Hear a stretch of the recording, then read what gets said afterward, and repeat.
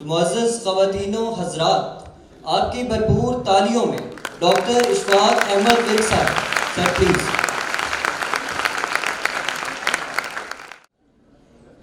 بسم اللہ الرحمن الرحیم. ریڈ پاکستان اور آج کی اس کانفرنس کے منتظمین، مہمانان خصوصی اور کتاب سے محبت رکھنے والے دوستوں، بہت خوشی ہوئی. پہلے تو ریڈ پاکستان کا یہ جو پودا جو ہے وہ ہم نے لگایا ہے اس کے لیے بھی، اور پھر یہ کانفرنس کا انعقاد، مجھے فخر ہے کہ میں اس کا حصہ ہوں. کتاب کے حوالے سے تحریری طور پہ میں آپ کے سامنے کچھ باتیں کروں گا.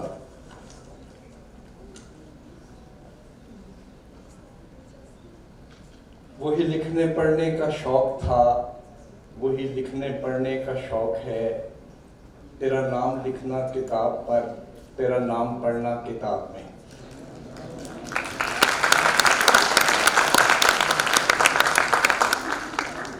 دوستو، اللہ کے فضل سے اس طویل مختصر زندگی کے بہت سے ذائقے چکھے ہیں، لیکن یہ بات پورے اعتماد اور وثوق سے کہی جا سکتی ہے. ان سب ذائقوں میں کتاب کا ذائقہ سب سے برتر و افضل بلکہ بے مثل ہے. میرا ایمان ہے کہ جو لوگ کتاب کی چاشنی، اہمیت، دوستی، ذائقے، فضیلت اور توقیر سے ناآشنا ہیں، ان کی اوقات یا حدود اربع کا احاطہ کرنے کے لیے بدقسمت کا لفظ بھی ناکافی ہے.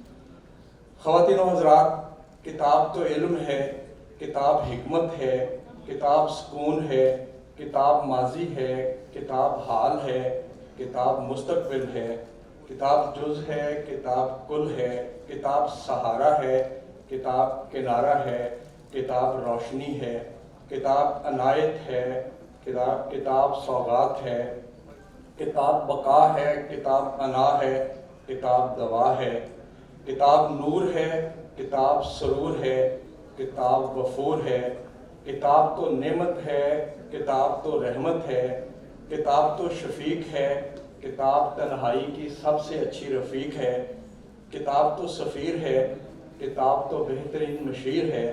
کتاب کی حمایت میں اس سے بڑی دلیل اور کیا ہو سکتی ہے کہ قادر مطلق نے جب بھی انسان سے مخاطب ہونا چاہا ہمیشہ کتاب کا سہارا لیا. اور اس کا سب سے بڑا نمونہ ہمارے پاس قرآن پاک ہے، جس کے بارے میں اقبال نے کہا تھا کہ این کتاب نیست چیز دیگر است، کہ یہ صرف کتاب نہیں ہے، یہ تو چیز دیگر ہے، یہ تو پوری زندگی کے لیے رہنمائی ہے. اور پھر اسی اقبال نے ہی کہا تھا ماضی اور حال کا، آج کی نسلوں کا پچھلی نسلوں سے موازنہ کرتے ہوئے کہا تھا کہ وہ زمانے میں معزز تھے مسلمان ہو کر، اور تم خار ہوئے تارک قرآن ہو کر.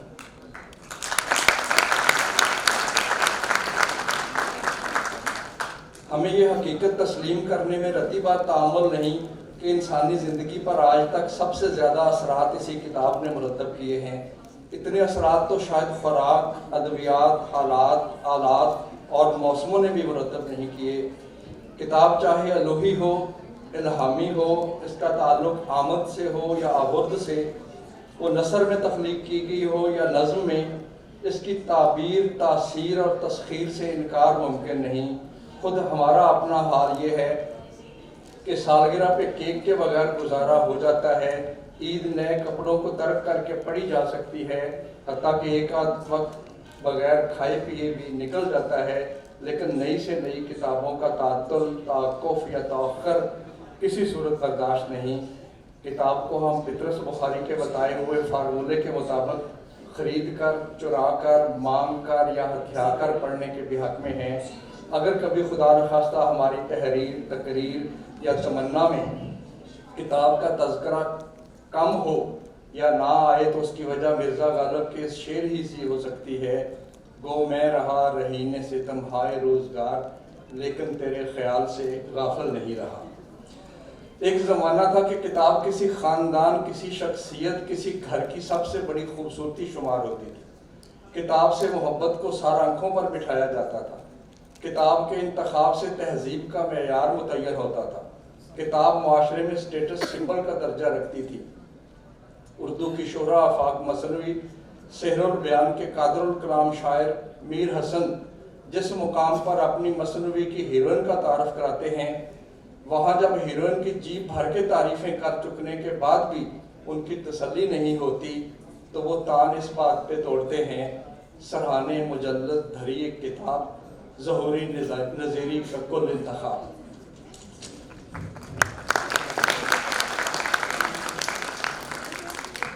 میرے پسندیدہ ادیب محمد خالد اختر لکھتے ہیں کہ اگر پسند کی کتاب اور سمندر کا کنارہ میسر ہو تو زندگی سے مجھے اور کچھ نہیں چاہیے۔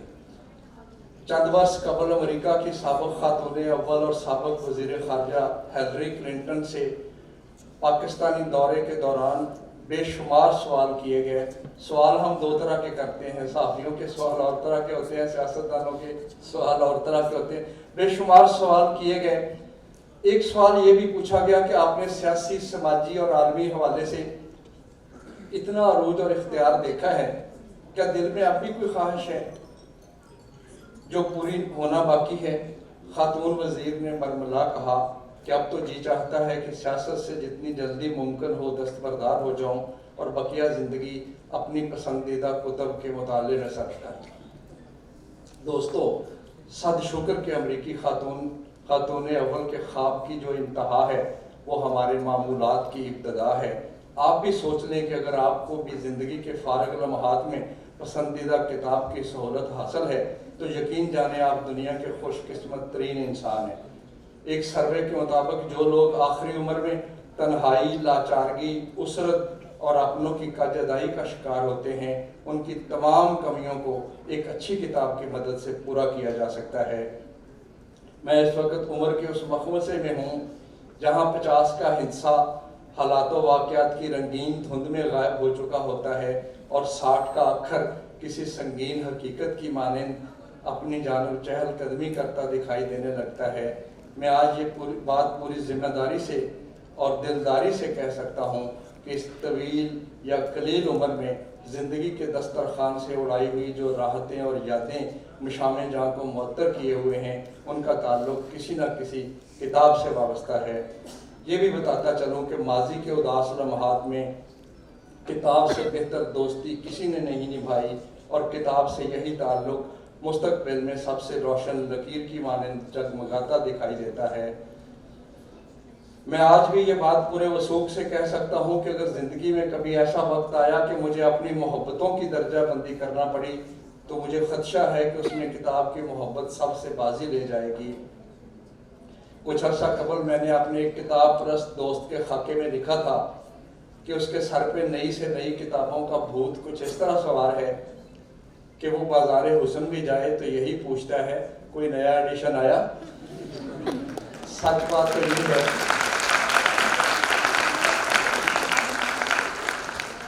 سچ بات تو یہ ہے کہ یہ کتاب سے محبت کے معاملے میں میں خود بھی اسی دوست کے کہیں دائیں بائیں کھڑا ہوں، بلکہ میں تو اس سلسلے میں کسی دائیں بائیں کا بھی قائل نہیں۔ کتاب اچھی ہونی چاہیے، چاہے وہ نعیم صدیقی نے لکھی ہو یا سبط حسن کی ارکریزی کا نتیجہ ہو، وہ سعادت حسن منٹو کے قلم سے ٹپکی ہو یا امین حسن اصلاحی کی صلاحیتوں کی غماز ہو، وہ اردو میں لکھی گئی ہو یا پنجابی میں، وہ فارسی ادب کا حسن ہو یا انگریزی لٹریچر کی شان، وہ کسی بڑے شہر کے ادیب کی تخلیق ہو یا کوئی مضافاتی کرشمہ۔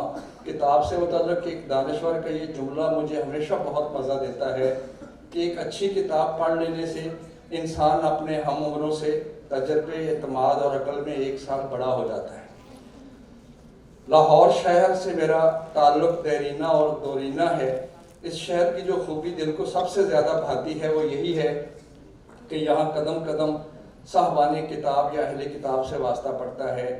کتاب سے اسی محبت کا کرشمہ ہے کہ اردو بازار میں ہمارا پھیرا سسرال سے بھی زیادہ ہوتا ہے۔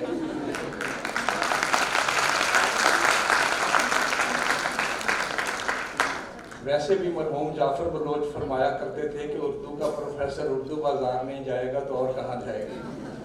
یہاں گاہے ماہے لگنے والے کتاب میلوں کے دوران تو ہماری حالت فلمی مثال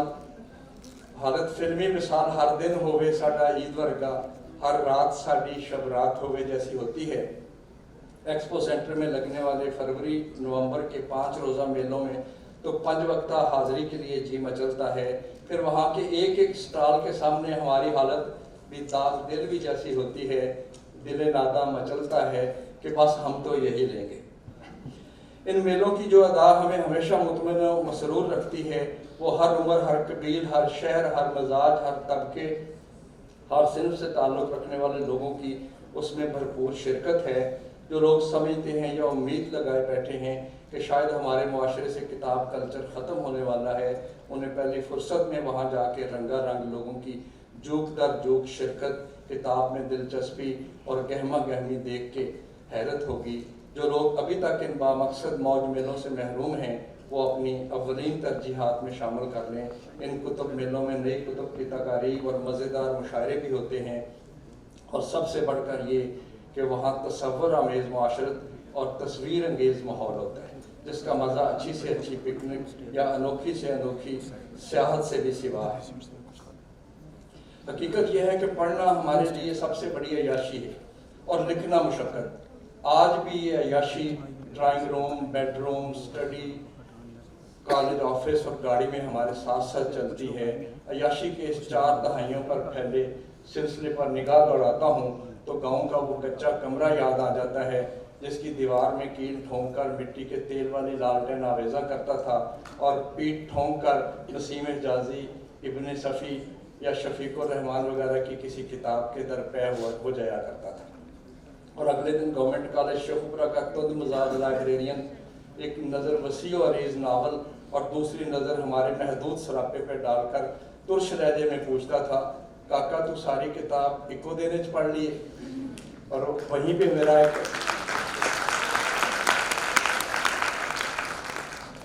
مجھے ایک واقعہ بھی یاد آ گیا. پروفیسر عبدالجبار شاکر صاحب میرے استاد تھے اردو کے، تو کتابوں سے بڑی محبت تھی. ان کا تبادلہ ہوا لیاقت پور سے وہ شیخوپورہ آنے کے لیے، تو گھر میں کتابوں کے سوا کوئی زیادہ سامان نہیں تھا، تو ٹرک منگوایا گیا.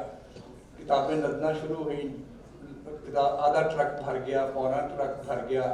وہ ٹرک والا پریشان ہو گیا کہ وہ گھر کا سامان کدھر ہے جو لے کے جانا. تو وہ سائڈ پہ پروفیسر صاحب کو سائڈ پہ لے جا کے کہتا ہے کہ صوفی جی کوئی منجی پیڑی بھی ہے یا ردی لدی جانی؟